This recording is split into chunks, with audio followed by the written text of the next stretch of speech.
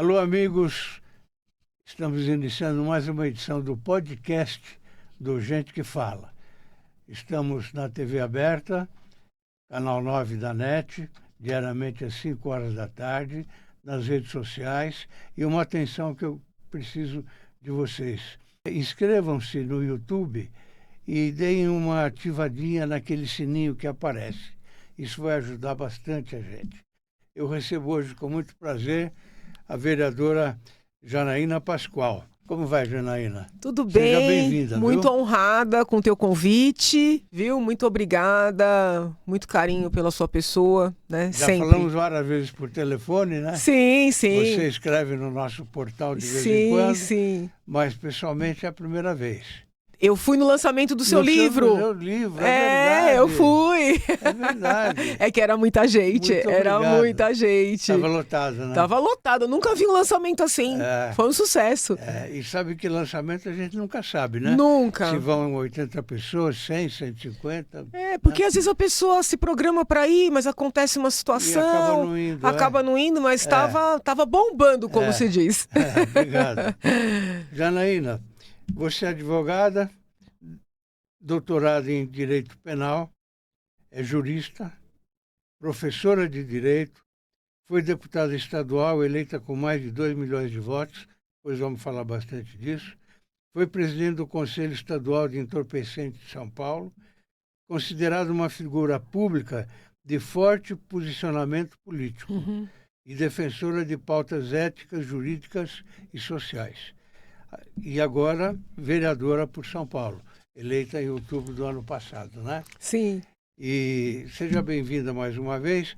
Uma perguntinha, você nasceu em São Paulo? Sim, eu nasci em São Paulo, no bairro da Água Rasa. Água Rasa. Onde morava minha avó. Depois eu mudei para o Tatuapé, também, Zona Leste, onde cresci, né? Cresci, só saí do Tatuapé já adulta para vir aqui para a região do centro, porque trabalhava pro lado de cá, estudava também, né?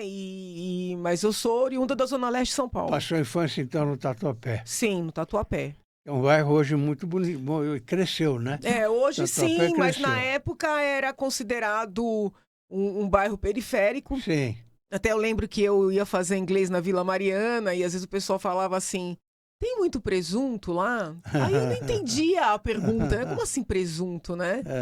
E depois eu entendi que no imaginário dos colegas ali do inglês era um bairro assim muito afastado, onde havia muitas mortes.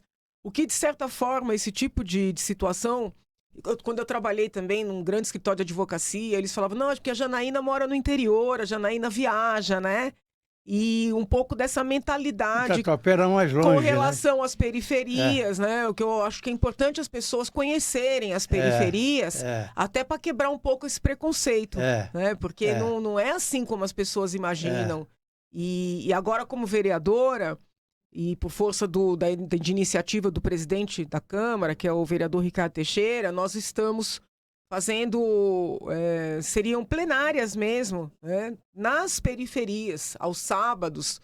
Isso tem sido muito bom, porque as pessoas vêm, nós levamos as informações, as pessoas quebram um pouco do preconceito que, por incrível que pareça, ainda existe, né? O Ricardo Teixeira esteve aqui no programa e deu uma belíssima entrevista e demonstrou que ele tem mesmo o comando da casa, ele é uma pessoa diferenciada. É um espírito muito democrático. Conhece a cidade. Por isso né? eu me identifico muito com ele. Que bom. Muito que mesmo. Bom. Isso é muito bom. O que motivou você a escolher o direito quando jovem? Então, eu cresci. Meu pai tentou fazer direito várias vezes, mas como meu pai teve 4 filhos muito jovem, precisando trabalhar para manter a família, ele iniciava e não conseguia, por causa do trabalho, finalizar. Então ele tinha aquela paixão pelo direito, né? E ele dizia assim, se tiver dúvida sobre o que fazer, faça direito, porque pode ser tudo, inclusive advogado, né? Ele dizia que era a carreira que mais dava, né? Mais abria portas. E por incrível que pareça, depois que ele formou os filhos, ele foi fazer psicologia. Até eu brincava, se formou psicólogo, foi um grande orgulho para todos nós. E eu brincava com ele, falei, pai, parece que você jogou a gente no direito, porque os 4 filhos foram pro direito, né? E depois você foi fazer psicologia para tratar. Tratar a turma. Porque o direito não é brincadeira, né? O direito é uma área que, por princípio, você lida com situações pesadas, com conflitos, com problemas.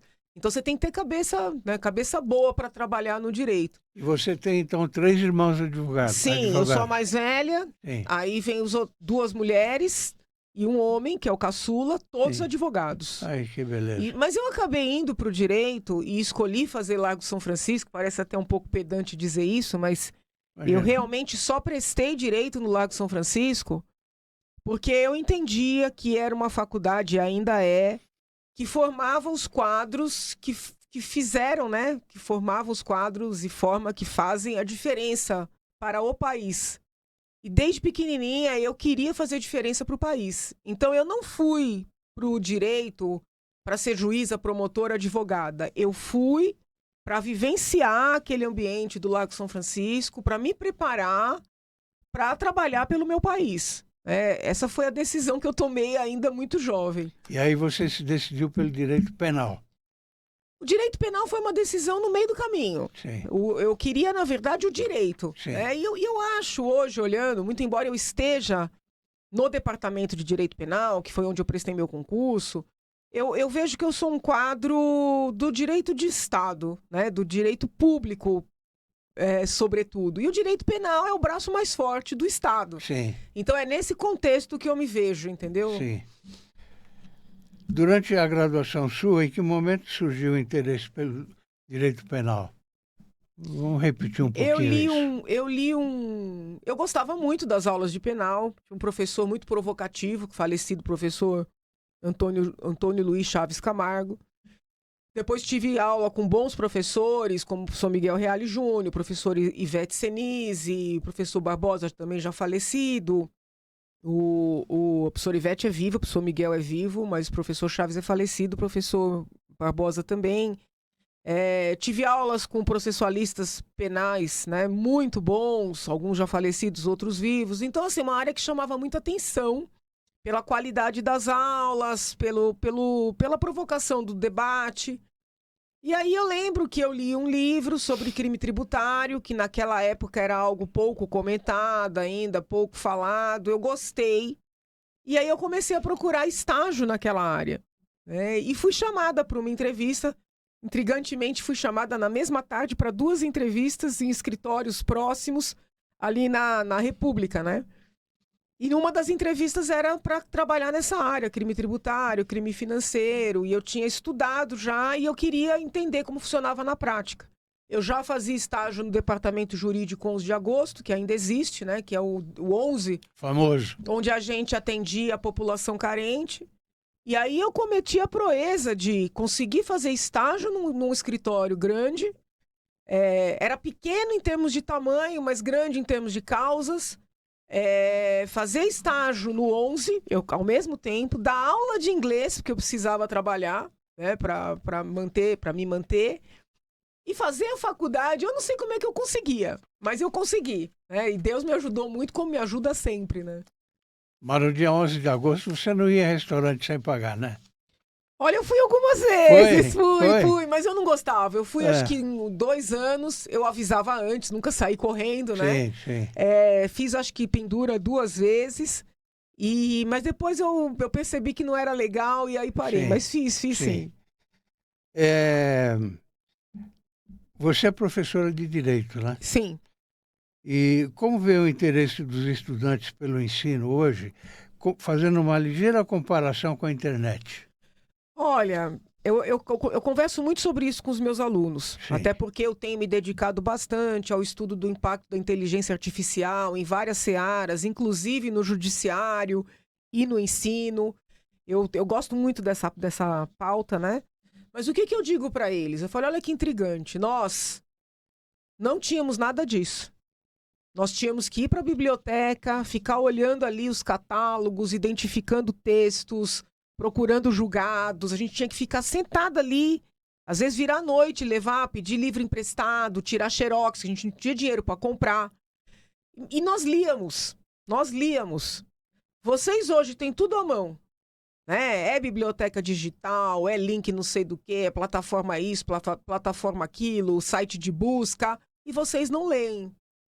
Então eu falo muito sobre isso com os meus alunos. Esse fenômeno da ausência de leitura, ele não atinge só, como as pessoas imaginam, as escolas públicas, o ensino fundamental, não.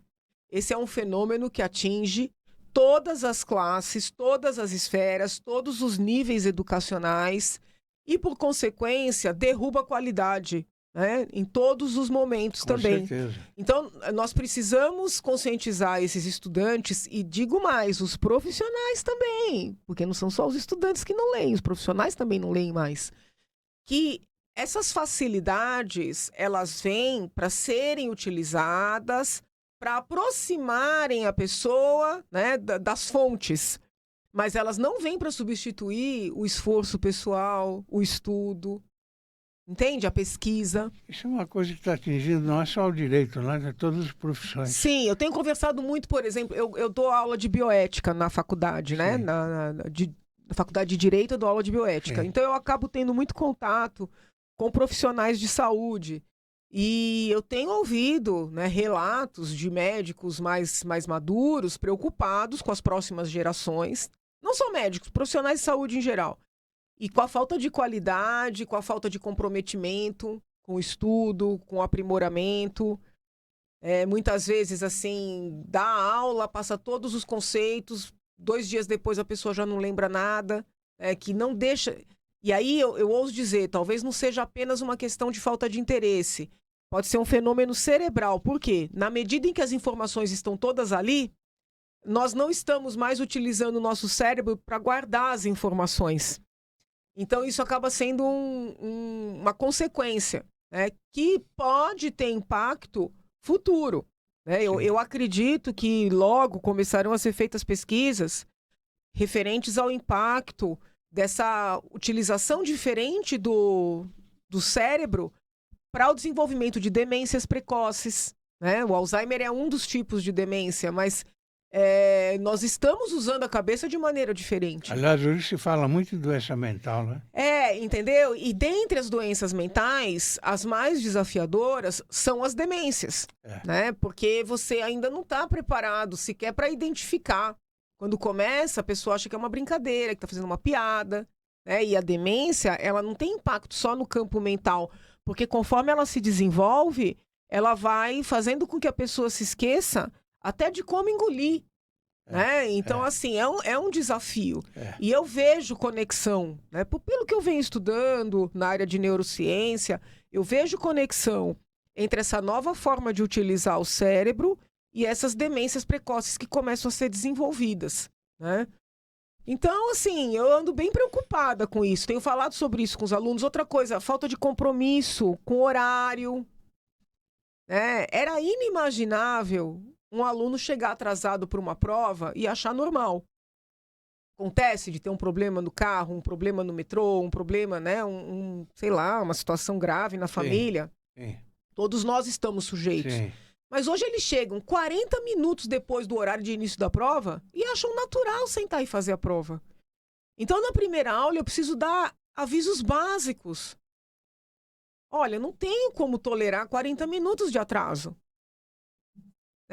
Isso parece bobagem, mas esse tipo de comportamento impacta a atividade profissional ali adiante, né? E eles acabam obedecendo, não? Eles são muito educados, muito amorosos, ouso dizer, muito infantis, quando comparados com as gerações anteriores. Sim. E eu tenho condições de comparar, não só porque eu fui aluna ali, mas porque eu dou aula há muitos anos. Sim. Eu comecei a dar aula como auxiliar antes de prestar concurso. E eu sou concursada, professora concursada na USP desde 2003. Então eu tenho condições de comparar, né, essas tais gerações. Sim. Houve uma infantilização. E eu reputo essa infantilização às redes sociais. Sim. Como foi a transição sua da vida acadêmica para a política, para a vida partidária? Então vamos lá. Eu sempre fui uma pessoa participativa. Desde criança. Estudei lá no Tatuapé, na Escola Estadual Blanca Zuíker Simões, EPG, professora Blanca Zuíker Simões, até o 8º ano. Depois eu fiz Augustiniano Mendel, que foi visitado pelo atual Papa, né? Eu sempre fui participativa. Teve um mutirão para pintar a escola estadual. Muita gente disse que ia, não foi. Eu fui com escada, eu pintei a escola, eu coordenei. Então, assim, essa vivência política no sentido de participar, né? De campanhas, né? A campanha do Aedes aegypti, bater de porta em porta. Ó, tem vaso aí, eu sempre fui, desde criança. Tô falando de coisa assim de 10 anos de idade. Na faculdade, fui do 11 de agosto, né? Do centro acadêmico. Participava de todos os debates, seja como aluna, seja como professora. Eu acompanhava a tramitação dos projetos de lei, mandava e-mail para parlamentar, ia em audiência pública debater. Então, assim, acompanhar as notícias desde pequena. Então, assim, a vivência política tá no meu sangue. Sempre gostou de política. Eu não sei de quem eu... Quer dizer, meu pai sempre acompanhou, mas não com o aprofundamento que eu acompanho, né? Meu pai sempre foi, talvez por trabalhar demais, por ter 4 filhos, então assim, mas eu desde criança, sabe? Ele falava, uma pessoa tem que saber das notícias do seu país, e eu acompanhava pequenininha. Então assim, vida política eu sempre tive.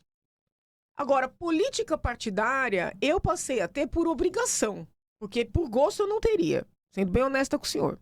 Né? Eu, inclusive, fui ao Supremo Tribunal Federal sustentar oralmente o direito às candidaturas independentes.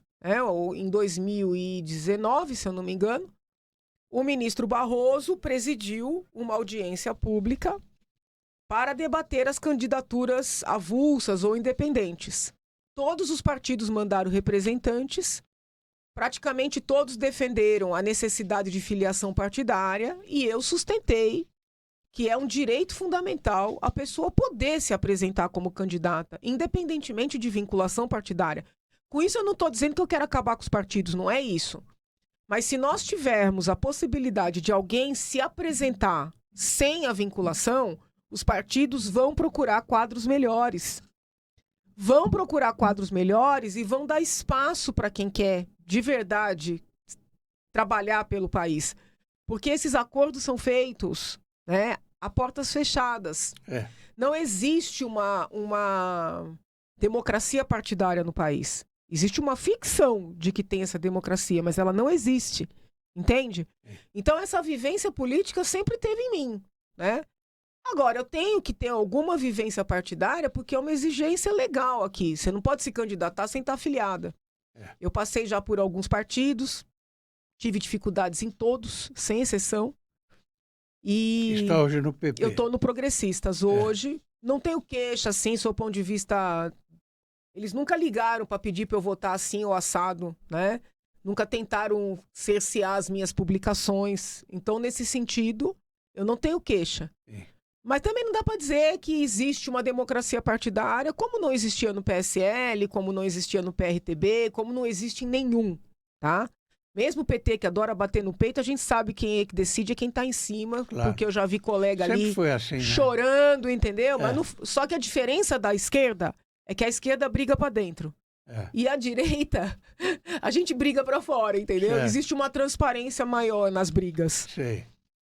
Janaína, como você avalia o papel das instituições de controle, como o Conselho Nacional de Justiça, por exemplo, Ministério Público, o Judiciário, Tribunais de Contas? Bom, vamos lá. Eu sou muito crítica ao Conselho Nacional de Justiça. Tá? Como sou crítica, com menos intensidade, ao Conselho Nacional do Ministério Público. Por quê? Porque foram 2 instituições, a princípio, criadas, elas não eram previstas inicialmente na Constituição, mas elas foram criadas, foram inclusas no nosso sistema, para ajudar a fazer a correição de seus membros. Então, elas tinham um papel administrativo, né, de correição, eram como corregedorias mais plurais, porque não são só os próprios membros. Só que eles foram se agigantando, né? Hoje o CNJ legisla. O CNJ baixa resoluções que, na prática, revogam códigos Como a Resolução 487 de 2023, em que eles mandaram fechar os hospitais de custódia, os antigos manicômios judiciais, Sim. e libertar as pessoas que estavam lá, que cometeram atos previstos como crime por doenças mentais. Como assim?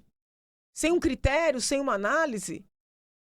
E como é que um órgão que foi pensado, que está na Constituição para questões administrativas, correcionais, como é que vem editar uma norma para mudar toda a legislação vigente? E ninguém questiona, entende? Os tribunais de justiça se uniram para pedir mais prazo para se adequarem.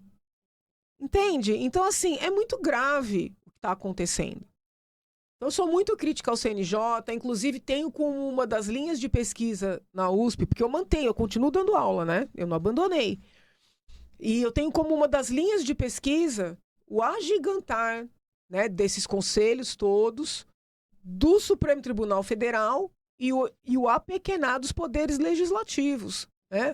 E as minhas críticas não são só ao CNJ, porque nós temos também esses conselhos legislando. Então, Conselho Nacional de Educação, Conselho Nacional de Saúde, eles mandam mais do que o Congresso inteiro. E o Congresso, goste-se dele ou não, é composto por pessoas eleitas. Nós nem sabemos quem são os membros desses conselhos. É muito grave em termos de democracia o que acontece no Brasil. Por isso é que eu sou também extremamente crítica a essa reforma tributária, que criou um conselhão que vai decidir como é que vai ser distribuído o recurso amealhado pelos nossos tributos. Agora, o nosso Supremo... E agora querem, por meio de PEC, criar um tal conselhão na área de segurança pública para mandar nas polícias estaduais. E não tem ninguém falando contra isso. Tá? Na verdade, a pessoa que mais fala contra isso é o Caiado.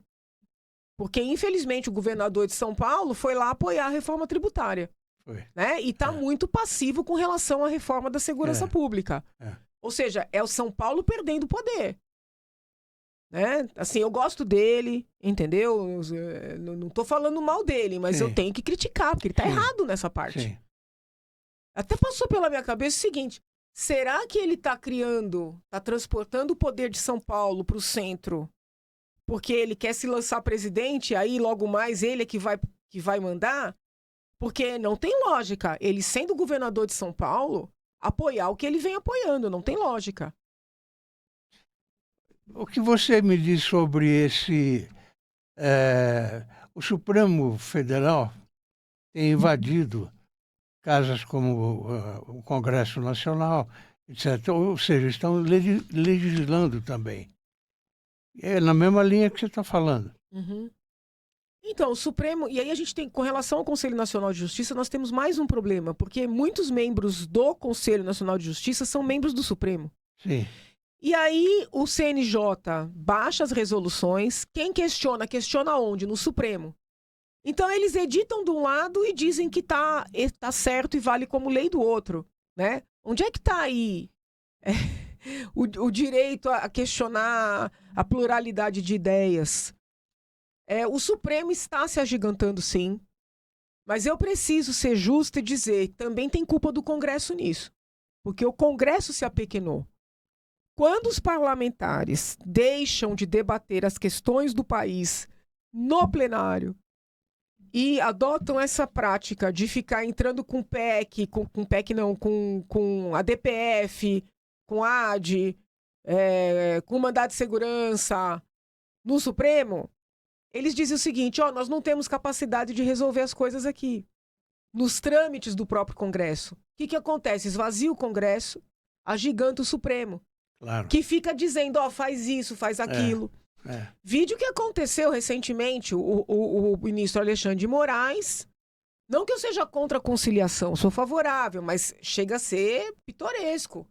Diz que decide reunir o presidente da República e os presidentes da Câmara e do Senado para decidir sobre o IOF. Como assim? Como assim? Então, assim, virou uma coisa assim de pai e filhos e crianças, adulto e criança, né? A dinâmica do PSOL, tudo o PSOL judicializa. E o Supremo acata, dá liminar. Por quê? Porque com isso infantiliza o Congresso, o Supremo se fortalece. Ele não vai negar poder. Né? Ele não vai negar poder. Eu, se fosse ministro do Supremo, eu diria o seguinte, ó, vocês não foram eleitos? Voltem lá e trabalhem, esse é assunto de vocês. Não venham pra cá. Mas você tem que ter muito desprendimento para fazer isso, que a meu sentir é o certo. Tem que ter desprendimento. Porque o natural, infelizmente, é querer poder, né? É lógico. Qual é a sua opinião sobre a retomada da discussão em torno da lei das estatais e dos critérios para cargos públicos também? Olha, eu acho que a gente está vivendo muitos retrocessos. Né? Querer rever também essas normativas, querer rever a independência das estatais, ainda que não seja uma independência total, mas pelo menos um pouco de autonomia, de independência, a escolha de cargos técnicos. Eu vejo que isso é um retrocesso, mas não é um retrocesso surpreendente, porque essa é a mentalidade Lula, essa é a mentalidade PT. Né? Então, assim, é um retorno anunciado, né? Um retrocesso anunciado. Então, assim, nós estamos vivenciando quedas em várias searas, né? Voltas para trás, né? Marchas ré em várias searas. Essa é uma delas. O que nós estamos vivenciando hoje, nesse embate entre Brasil e Estados Unidos, a carta de bronca, né? A famosa carta. Dada pelo Trump no presidente Lula, a meu sentir, é consequência, né, desse retrocesso todo. E que não é um retrocesso só em ações, mas é um retrocesso também em discursos. Né? Porque o Lula não tem deixado de falar contra os Estados Unidos, contra as políticas dos Estados Unidos, atacar Israel, de certa forma, proteger o Hamas, né? Porque ele vai muito além de uma solidariedade ao povo de Gaza, que é usado como escudo pelo Hamas. Ele, na verdade, vê legitimidade ao Hamas, muitas vezes justifica. E quando não é ele diretamente, são os seus ministros, os deputados mais próximos, os apoiadores. Então a gente vive um momento grave, né? De retrocessos. Dentre os retrocessos, esse aparelhamento das agências sociais, das agências de reguladoras, das estatais, né? A utilização de bilhões em propagandas para fazer esse discurso dos pobres contra os ricos, do nós e eles. Coitado do menino, né? Ele roubou um celular e foi preso. Assim, eu acho que infelizmente, todas as pautas desse governo, elas vão no sentido de prejudicar o país. Eu vejo dessa forma com clareza, e não é de hoje que eu vi, né, desde os primórdios, tanto é que tomei a iniciativa de pedir o impeachment da ex-presidente Dilma. Sim.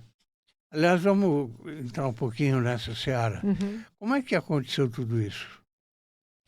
O país estava muito, muito machucado, muito ressentido, aquelas manifestações que vinham num crescente. Em 13, né? O povo chegou a colocar fogo no Itamaraty. Depois, aqueles discursos todos, pedindo para o presidente sair, pedindo reforma política. Eu percebi que nós poderíamos ali degringolar.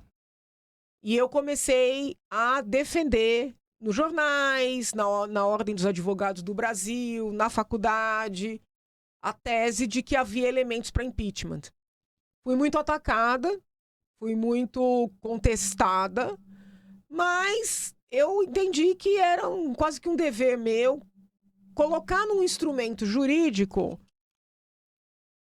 uma saída, sabe, para tudo aquilo. Então eu penso que eu consegui pegar todo aquele sentimento que estava nas ruas e fazer convergir aquele sentimento todo, né? Direcionar aquele sentimento todo para um instrumento jurídico constitucional que, de certa forma, nos livrou de conflito, né? De derramamento de sangue.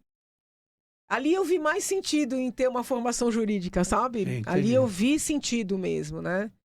E foi bem difícil, porque as pessoas no início não viam os elementos. Inclusive o próprio professor Miguel Reale Júnior, que depois apoiou, ele não via elementos no princípio. E o Hélio Bicudo também, sempre igual. O doutor Hélio na hora me apoiou. Porque eu vinha mostrando, falando publicamente, mas eu não conhecia o doutor Hélio Bicudo ainda. Mas aí nós nos encontramos e ele, a hora que ele leu a peça, ele falou, não, você tem razão e eu vou apoiar, entendeu? Eu vou subscrever. Ele foi uma criatura abençoada, né? Não só na minha vida, mas nas nossas vidas, né? Foi uma criatura abençoada. De uma responsabilidade no sentido positivo. Ele era uma pessoa especial, né? Ímpar. Então vamos falar um pouquinho sobre a atuação no Legislativo. Tá. Em 2018, você foi eleito deputado estadual com mais de 2 milhões de votos. Uhum. O que você sentiu quando as urnas se abriram e você viu que lá tinham 2 milhões de votos para você?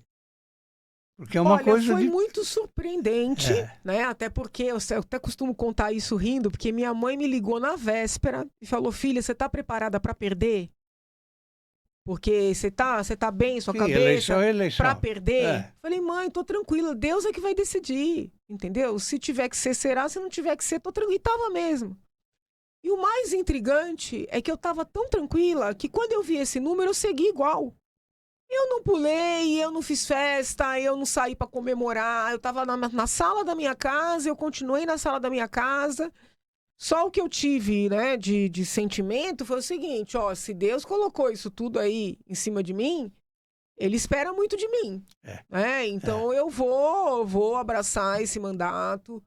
E óbvio, como eu sou muito técnica, eu não fico lacrando em rede social, muita gente fala, você não fez nada, mas eu fiz muita coisa. Né? Eu impedi muitos serviços públicos importantes de serem fechados, porque infelizmente a gente vive hoje um empobrecimento de ideias que as pessoas confundem, né? Enxugamento da máquina com fechar serviço.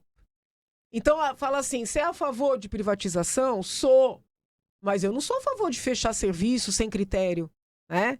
Então as pessoas confundem e estava num momento que achavam que tinha que fechar tudo, privatizar tudo, vender tudo. E eu fui importante para analisar serviço por serviço e ajudar a fechar ou desestatizar aqueles que realmente precisavam ser desestatizados e preservar os que não precisavam, entendeu? Eu estava na Assembleia quando foi feita a reforma da Previdência aqui em São Paulo, no Estado. Eu consegui, isso não se conseguiu fazer em Estado nenhum, nem em Câmara nenhuma. Eu consegui preservar os funcionários mais humildes, porque queriam tacar a alíquota de 14% para todo mundo. Eu disse 14% para todo mundo, eu não voto, eu vou obstruir. E eu consegui manter 11% para os que ganham menos, né? Porque o pessoal fala assim, a esquerda cuida do pobre. Não é verdade, a esquerda cuida de corporativismo. Muitas vezes é o funcionário público que ganha mais, que é conectado com a esquerda. É corporativismo, não é humilde. Quem defendeu os funcionários públicos humildes fui eu, entendeu? Conseguindo fazer uma reforma previdenciária escalonada. Apresentei vários projetos importantes, aprovei projetos importantes. Destaco aqui o projeto que garante a mulher escolher fazer cesariana no sistema público de saúde. Porque o sistema público ainda hoje impõe o parto normal. E o parto normal é ótimo quando ele é normal, né? Quando ele é um parto forçado, ele não é ótimo. Não é ótimo para a mulher e é péssimo para o bebê, porque muitas vezes o bebê entra em sofrimento, entra em anóxia, e muitos são os casos de bebês cuja mãe chega saudável na maternidade, bebê saudável, que morrem no ventre materno por negativa de cesariana, ou que ficam sequelados com paralisia cerebral a vida inteira, né? Quando eu falo isso, as crentes do parto normal dizem que eu estou mentindo. Mas se o senhor for visitar qualquer instituição e eu dou uma lista para o senhor e conversar a portas fechadas com os dirigentes, o senhor vai saber que quando a mãe deixa aquela criança com paralisia cerebral ali, ela diz que o problema foi no parto. Tá? Então, e as vítimas de estupro, Janaína? Então, aí eu estou com uma outra discussão que eu apresentei lá na Câmara e agora apresentei na Assembleia, municipalizei aqui para a Câmara.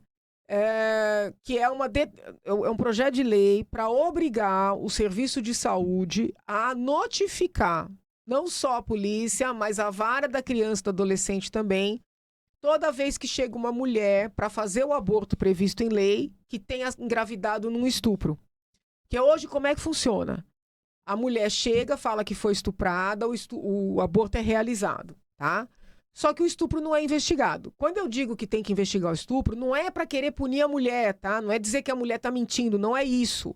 É para pegar o estuprador. Então, muitas vezes você tem uma menina de 12 anos que chega no sistema de saúde, que foi violentada, pede para fazer o aborto, fazem o aborto, devolvem a menina para o mesmo ambiente onde ela foi violentada. E essa menina é violentada de novo, engravida de novo, volta para fazer outro aborto, como aconteceu no Piauí. E as que se anunciam como defensoras, né, das meninas, das adolescentes e das mulheres, não apoiam a investigação desse estupro. Então, eu apresentei um projeto para obrigar a notificação desse estupro para fins de investigação. Um projeto que obriga a guardar um material biológico, por exemplo, tecidos fetais, né? Se for uma situação que a mulher é estuprada e já vai para o sistema, esperma, para fazer DNA. E a gente já tem aqui tecnologia para isso, porque eu visitei o Instituto de Criminalística, nós temos banco de DNA, nós temos tudo isso. Então, guardar esse material para poder fazer ali um mapeamento, pegar o autor desse estupro e talvez até identificar que o autor desse estupro é autor de outros estupros também. Eu tenho pedido apoio para esse projeto, ele continua tramitando na Assembleia e ele agora está tramitando na Câmara, mas a esquerda obstrui. A esquerda não quer que os estupradores sejam pegos. Você, como vereadora hoje, quais são as principais pautas que você tem defendido? Então, eu continuo com essa questão do estupro, do aborto, que são pautas que eu trabalho desde sempre. Eu tenho uma pauta de enxugamento, né, de gasto público, então estou inclusive apresentando essa semana um projeto que estava tramitando na Assembleia para reduzir gastos em publicidade. Eu entendo que o que acontece no Brasil é vergonhoso. Gasta-se, e quando eu digo, se fosse uma publicidade de informação, né, uma campanha, explicar para a população, não, é uma publicidade de promoção pessoal. Isso é absurdamente inconstitucional. Então, eu estou apresentando projetos que já estavam na Assembleia, também na Câmara, com essa finalidade. Tenho vários na pauta de educação, mas tem um projeto que é novo, que eu criei durante a campanha para vereadora. É um projeto que eu considero da maior importância, que ele cria a figura do cuidador público de idosos. Sim. São Paulo é a cidade que mais envelhece no Brasil, né? Isso é bom porque as pessoas estão vivendo mais, mas isso é desafiador, porque nós não temos preparo para lidar com essa população envelhecida, uma população que não se renova, porque os casais já não têm filhos. Por exemplo, vai ser um país de idosos mesmo. Vai ser um país de idosos. Não só idosos, nós temos uma elevação no número de demenciados, o que faz com que a coisa fique mais complexa, né? Então, nós precisamos preparar pessoas para cuidar de pessoas, mas não só das pessoas que podem pagar, porque é comum falar, não, porque quem tem condição vive até 100 anos, quem não tem morre com 60, não é bem assim. Eu entrei no cargo, eu fiz uma força-tarefa nas UBSs, eu e a minha equipe. São muitas as UBSs atendendo idosos até de 108 anos nas periferias. Então não é um fenômeno só do centro. Quem é que vai contratar cuidadores para cuidar dos idosos da periferia? É muito caro. É muito caro. Então eu criei esse projeto, que é um projeto que prevê a prefeitura preparar as mulheres que moram na periferia, capacitá-las e depois contratá-las para cuidar dos idosos que moram na periferia e não podem pagar. É óbvio que serão estabelecidos critérios, né, como aqueles idosos mais idosos, aqueles idosos mais carentes economicamente, aqueles idosos mais debilitados, né, serão estabelecidos critérios. E, mediante esses critérios, nós vamos dar emprego para essas mulheres que muitas vezes ficam sem atividade. Nós vamos levar cuidado para esses idosos. Eu quero que o sistema se desenvolva de forma a dar esse emprego para as mulheres trabalharem com idosos que residam próximo das suas casas, porque com isso é menos tempo dessas mulheres se deslocando, menos poluição, menos trânsito, né? Mais tempo para essas profissionais com seus próprios filhos, que muitas vezes as crianças ficam abandonadas à própria sorte, não só no tempo de trabalho das mães, mas no tempo do deslocamento, porque a mulher trabalha 8 horas, depois fica 2 horas para ir, 2 horas para voltar. Olha o tempo que a criança fica sem mãe, né? Dentro de casa. Sim. Então, é um projeto que eu considero tão perfeito, porque ele enfrenta várias situações. Aí, eu senti resistência ao projeto na Câmara, né? O que eu fiz? Mandei o projeto para o prefeito. Falei, olha, prefeito, o senhor pode dar uma olhada, né, com carinho nesse projeto? Ele leu, falou, ó, Janaína, não sei se eu consigo implementar da maneira como você está propondo. Aí ele me convidou para fazer uma visita no POT, né, que é o projeto que dá emprego para a população carente, tem vários núcleos, eu fui no do centro. E chegando lá, ele falou, ó, aqui não tem curso de cuidador de idoso, mas nós temos um Instituto Paulistano que está fazendo isso. Aí, antes de ontem, eu já fui visitar. O que a gente vai tentar fazer? Tentar pegar o que já existe, juntar e fazer uma espécie de um piloto desse meu projeto de lei na prática. Então, mesmo antes de eu aprovar a lei, né, peço a Deus que consiga aprovar, porque em aprovando a gente institucionaliza a iniciativa, mas mesmo antes eu acho que a gente vai conseguir testar isso aí na prática, né, pela boa vontade do prefeito, dos secretários com os quais eu já estou conversando, né, os funcionários também, os assessores dos secretários. Eu estou muito animada com isso. Um projeto dessa magnitude na Câmara, como é que você trabalha para que ele seja aprovado? Então, o problema é que, assim, existe na mentalidade do povo brasileiro uma ideia de que vereador, deputado estadual não tem competências, né, não tem poderes para. Então, os deputados estaduais e os vereadores, em geral, eles ficam muito circunscritos a fazer homenagens, dar honrarias e nomeação de ruas, que não deixam de ser homenagens também, né? Sim. Os projetos são todos muito pequenininhos, muito pontuais, muitas vezes para dar uma resposta para a comunidade, para dizer, ó, eu fiz. Não estou com isso criticando nem o vereador nem o deputado, ele faz isso porque ele não tem o que fazer, né? Agora, isso é uma leitura pobre da Constituição, porque a Constituição é clara. Nós temos nós vivemos num sistema federativo. Os municípios têm poderes, os estados têm poderes, só que a mentalidade é central. Nesse aspecto, eu preciso elogiar o Paulo Guedes, o Bolsonaro, porque eles governaram com uma dinâmica de fortalecer as pontas. Já o povo do PT, eles têm essa cabeça de centralizar, entendeu? E o judiciário também tem essa cabeça. Que aí eu nem entro no mérito de ideologia, porque toda hora derrubam leis boas que foram feitas por câmaras, por assembleias. Como derrubam, às vezes o parlamentar nem perde tempo. O senhor entende? Então, assim, eu tenho enfrentado essa mentalidade centralizadora. Enfrentei na Assembleia, estou enfrentando na Câmara. Né? Por isso que eu também ocorri para tentar implementar o projeto na prática, porque aí a gente ganha força, né? Claro.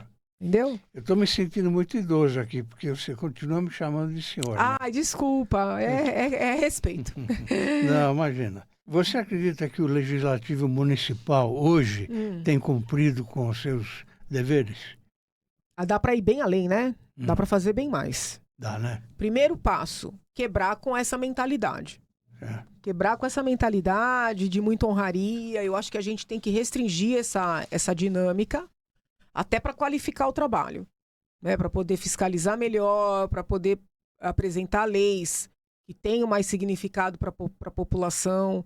Mas eu não acho que seja culpa dos vereadores. Eu acho que, como eu disse antes, é a mentalidade do nosso povo mesmo. Tudo é centralizado, né? Tanto é que as pessoas não valorizam o cargo de deputado estadual. Muita gente ainda hoje me pergunta.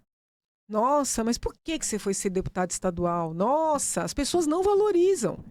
E tem muita importância. Se você cumprir a Constituição e for tentar fazer tudo que está ali, tem importância. Muitas vezes passa pela Assembleia, né, passam pela Assembleia projetos, propostas, que em termos de valores, de recursos, são maiores do que as que estão no Congresso. E ninguém olha. A imprensa não está nem aí, ninguém olha. É. Notícia boa é difícil de ser divulgada, né? É difícil. O povo acha que ninguém faz nada, mas é necessário ter quadros técnicos dentro das casas legislativas. É uma crítica que eu faço à esquerda e à direita, nesse aspecto mais à direita, é que existe uma ilusão de que o parlamentar que está nas redes sociais, gravando vídeo, né, xingando, de que ele está trabalhando. Para fazer isso, qualquer youtuber faz. Exatamente. Entendeu? Parlamentar precisa estar na Casa Legislativa para ver as coisas andando, para obstruir, para apresentar emenda para poder melhorar. Isso é trabalho legislativo, né? E não é valorizado. Não é valorizado nem pelos políticos, nem pelo povo. Porque eu, na Assembleia, eu era muito criticada, porque as pessoas falavam assim, a senhora ganhou não sei quantos votos aqui na cidade, cadê que a senhora vem aqui? Eu falei, amigão, você me elegeu para estar onde? Na Assembleia. Liga a TV, a Lespe, e vê quando foi que eu faltei. Num dia de plenário. Nunca. Vê se eu faltei na CCJ. Você usa muito o plenário? Muito. Vê se eu faltei na Comissão de Saúde. Vê se eu faltei na Comissão de Direito de Relações Internacionais. Entende? Então, assim, as pessoas votam e querem o parlamentar na praça. Apertando mão, mandando cartãozinho de aniversário. Mas esse não é o trabalho constitucional do parlamentar. Mas essa é a política antiga, né? A gente tem que mudar a mentalidade. E eu digo para o senhor, é antiga entre aspas, porque a molecada que está entrando está fazendo a mesma coisa. Só que faz na rede social. Janaína, vou fazer um parênteses aqui.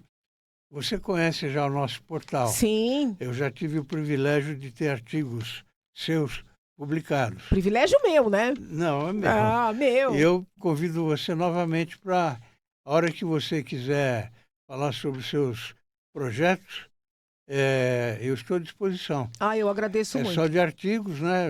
Escrevem pessoas notáveis, personalidades como você, e, enfim, e está indo.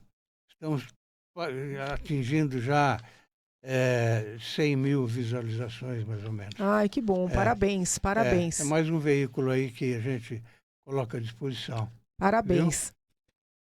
Quais são as suas perspectivas futuras? O senhor diz em termos de país ou a minha, da minha vida? Não, a sua. Olha, eu aprendi uma coisa, eu não faço muito plano. Eu me preparo. Eu aproveito a oportunidade que eu tenho de aprender. Então, por exemplo, a minha passagem na Assembleia foi de intenso aprendizado. Trabalhei muito, mas de intenso, de entendimento da máquina estadual. Agora estou vivenciando isso de maneira intensa no âmbito municipal, né? Eu tenho certeza que Deus está me colocando nesses lugares para me preparar. Mas para quê? Somente Ele sabe. Entende? Entendi. Eu não fico maquinando, porque olha, eu vou fazer isso, vou me aproximar de Beltrano, de fulano, para conseguir aquilo. Não, entendeu? Eu tô aqui nesse momento. Eu vou sugar, no bom sentido, tudo que eu posso aprender e me preparar, me capacitar, me fortalecer para as próximas missões, que é Deus que vai dar. O ano que vem está aí, né? Tá aí. E como você acha que vai ser a eleição do ano que vem? Vai ser uma guerra. A palavra que eu tenho utilizado é essa, vai ser uma guerra. Eu pretendo estar no fronte, mas não necessariamente como candidata, tá? Provavelmente participando desse debate. Quero crer que terei alguém para apoiar com gosto, né? Terei alguém para defender o voto. Peço a Deus que tenha, né? Porque é muito duro quando a gente vai para uma eleição votar porque tem que votar, né? Então eu quero ter esse gosto. Votar no menos pior, né? É muito duro, entendeu? É muito pesado. E faz tempo que a gente faz isso, infelizmente. É duro, né? é duro. Como a Janaína Pascoal de hoje analisa Janaína Pascoal de ontem? Olha, eu não mudei tanto, viu? Não. Não. Em termos do idealismo, não mudei tanto. Mas eu acho que hoje, com tudo que eu passei e a tudo que eu sobrevivi, que a Janaininha podia ter sofrido menos, né? A Janaininha teve muitos medos, muitas inseguranças. Então eu acho assim, com tudo que eu passei e enfrentei, a Janaininha podia ter tido uma vida mais leve. Sei. Mas em termos assim de sonho, de crença, não mudei não. Não mudei nesse aspecto. Com todo o preparo que você tem, e todo mundo sabe disso, você cairia perfeitamente numa cadeira de deputada federal, né? Pelo menos. Não, sim, eu até tive a oportunidade. Até de senadora, eu tive a oportunidade de concorrer a deputada federal em 18. Depois eu tive a oportunidade em 22. Não, em 22. Não vou dizer que eu não serei nunca deputada federal, sim, mas não está nos meus planos, né? Quando eu concorri em 22 ao Senado, eu concorri porque eu entendi que a minha formação jurídica seria importante para fazer um contraponto técnico respeitoso com o Supremo. Não na linha de que, olha, a gente tem que ter um Senado de direita para enfrentar o Supremo, não no sentido de enfrentar, de desafiar, né, de combater, mas no sentido de ter os instrumentos jurídicos, a capacidade de diálogo, sabe? Eu quis colocar essa possibilidade para o povo de São Paulo. Tanto é que saí do partido em que eu estava, que na época era o PSL, que virou União Brasil, que negou legenda para mim, né? Olha que coisa louca. Você tem nos seus quadros uma mulher que teve 2 milhões de votos e você nega a legenda para essa mulher, né? Aí eu tive que sair, procurei outros partidos, todos me estenderam a mão para eu sair a deputada. Porque deputada dá tempo de TV, dá fundo partidário. Sim. Falei, eu não quero entrar nesse esquema. Eu não quero ser uma moeda para um partido. Eu quero pôr o meu conhecimento à disposição no lugar onde eu entendo que eu vou ser mais útil. E esse lugar é o Senado. Nenhum me deu. Aí eu fui para o PRTB, partido minúsculo, que estava no meio de uma guerra familiar, né? Por causa do falecimento do doutor Levi Fidelix, uma guerra familiar se estabeleceu. Eu entro num partido sem tempo de TV, sem fundo partidário, mas me deu legenda. Eu pus meu nome à disposição de São Paulo, mas eu não aparecia na televisão. Eu gastei 49 mil reais do meu bolso na campanha, que não tinha nada em termos de estrutura partidária. E óbvio que perdi, né? Então, assim, eu acho que eu sair a federal tem várias questões. Uma das questões é entrar nessa dinâmica de ser moeda de partido, sabe? Sim. Mas eu não digo que eu nunca vou participar de uma eleição como deputada federal. Na próxima, não. Aliás, a palavra nunca, a gente nunca deve dizer, né? Mas na próxima, não. Na próxima, não pretendo. Que mensagem você deixaria hoje para os jovens que desejam se envolver em política? Olha, boa pergunta, porque era muito engraçado que muitos iam no meu gabinete pedir conselho, né? Gente de todo lugar, viu? Vinha gente de outros estados, mandava uma mensagem, olha, eu tenho um sonho de ser isso e aquilo, você me receberia? Eu recebi muita gente. E a pergunta que eles diziam é o seguinte, como é que eu monto a minha página para conseguir ter tanto voto? Então, assim, olha a mentalidade.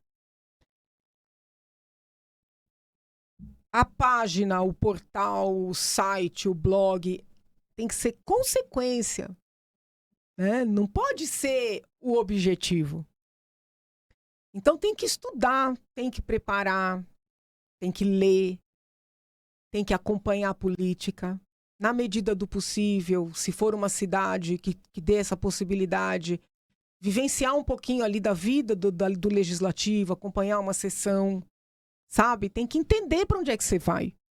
Às vezes a pessoa é eleita, ela cai ali de paraquedas, não foi ler qual é a missão constitucional, qual é a atribuição, entendeu? Dá trabalho. Dá trabalho. Pelo menos chefe de gabinete de algum vereador. E outra, é muito louco funciona. Isso, as pessoas mandam currículo para cuidar das redes sociais. Raramente alguém manda currículo para ser seu assessor, para te auxiliar na parte técnica. Não, olha, eu sou bom de rede. Né? Isso prova como a gente está ali no fundo do poço, né? E tem muita gente que se elege pelo celular mesmo, né? Se elege pelo celular, mas depois também faz um mandato pífio, né? E o problema é que quem está do lado de lá não percebe. Janaína Pascoal, o que mais você gosta de fazer no seu tempo livre, se é que existe? Olha, eu gosto muito de fazer exercício físico, apesar de eu não ser magra, né? Nunca fui magra, eu gosto de fazer, assim, podendo, eu faço exercício todo dia. Não é daquela pessoa... De manhã?